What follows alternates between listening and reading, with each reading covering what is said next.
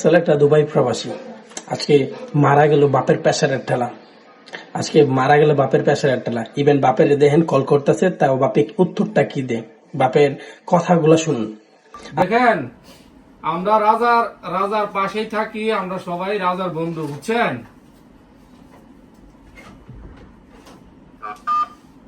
আপনি আমার কথাটা ঠান্ডা মাথায় শুনতে পারবেন?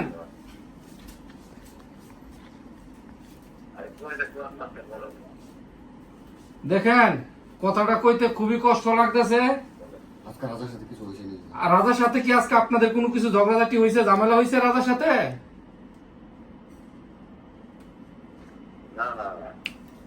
না না, মিশা কথা কয়েন না। কিছু একটা তো হয়েছে, কিছু একটা হয়েছে। কালকা, আজকা না, কালকা গতকালকা কিছু হয়েছে।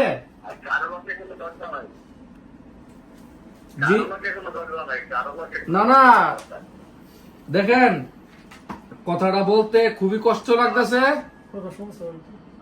রাজা আর নাই, বুঝছেন? রাজা আর নাই। রাজা গামছা দিয়া নিজের গলায় লাগাইয়া শেষ, চলে গেছে, বুঝছেন? রাজা মারা গেছে, নিজের জীবন নিজে দালাইছে, বুঝছেন নি?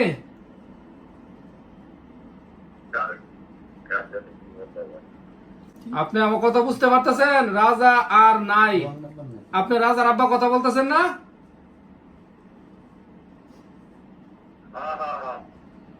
আচ্ছা, এখন আর রাজা, এখন জি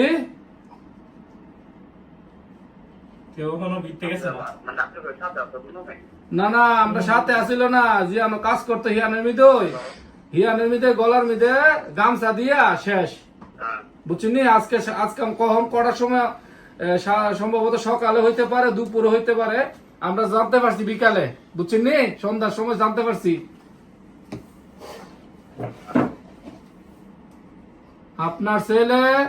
আপনার ছেলে বিদেশের মিদে মারা গেছে, এখন বুঝতে পারছেন?